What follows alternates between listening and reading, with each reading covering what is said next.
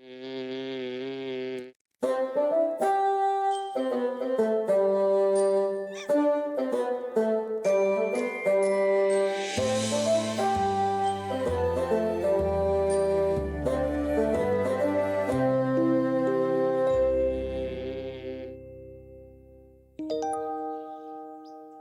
is a story about Pertree the bear. Pertree the bear and the storybook, to be precise. Pertree lives in fluffy gardens, a wonderful place to live.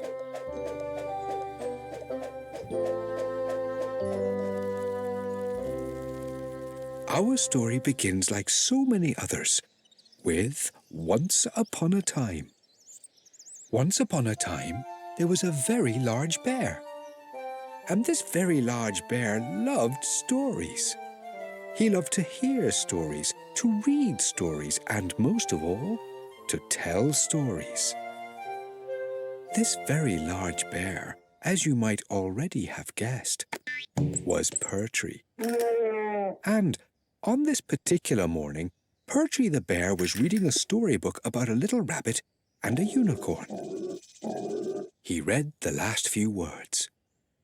"And that," he said, "is the end of the story." One of the best things about a story is that you can share it with others. And Pertree the bear wanted to share this very special story with everyone. Pertree strolled out of the forest, on over the hills, and before long, he met Paulo the cat. "Hello,"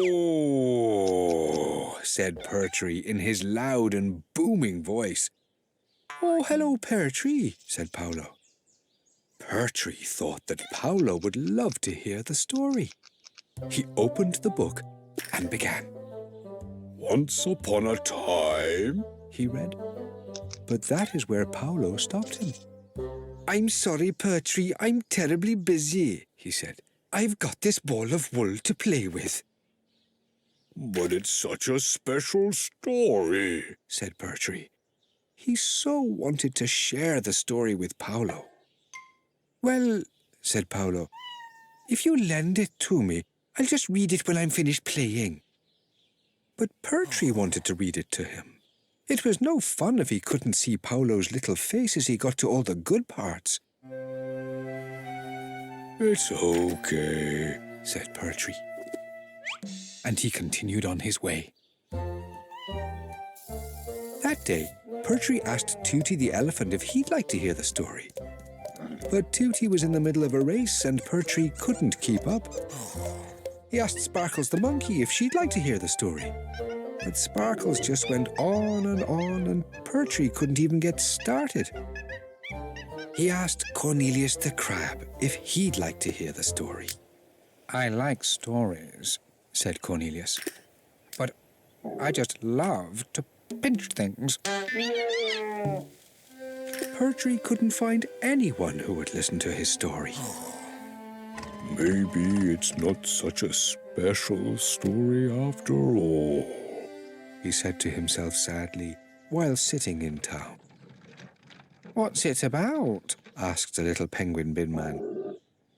Pertree smiled happily and told the bin man that it was all about a little rabbit and a unicorn, and he quickly opened the first page.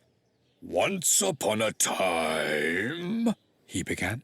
"Oh, you're right," said the bin man. "That's not special. There's no such thing as a unicorn, for one thing, and every rabbit I know is little." Pertree didn't know what to say. He sat there, miserable. Nobody wanted to hear about the little rabbit and the unicorn. Perhaps nobody ever wanted to hear Pertree's stories. "I'll never tell a story again," he said. He threw the book into the bin and shuffled off. But just as the bin man went to empty the bin, Pertree heard something. "Once upon a time," said a quiet voice. It was Babs the baby bird reading Pertree's story. She had fallen into the bin and was waiting for someone to notice her. Pertree reached in and took her gently out. "Hello!" Babs chirped and cheeped happily. And then she asked Pertree, "Would you read me the story?" Pertree beamed a big smile. He took the book from the bin, sat down beside Babs, and began to read. "Once upon a time..." And he told the story of the little rabbit and the unicorn. Babs loved it. She was a bit afraid at a scary part, but then there was a funny bit that made her laugh. Pertree loved sharing his story. Eventually, he reached the end. "And that," he said, "is the end of the story." And then he looked up to see lots of smiling faces. As he had been reading, everyone who passed stopped and listened. Paolo, Tooty, Sparkles, Cornelius. Even the penguin bin men were listening. "That is a very special story," they all said. Pertree realized that stories are always special, even more so when they are shared.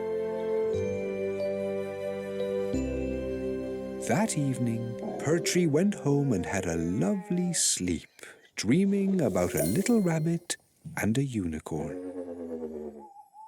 And that, as Pertree would say, is the end of the story.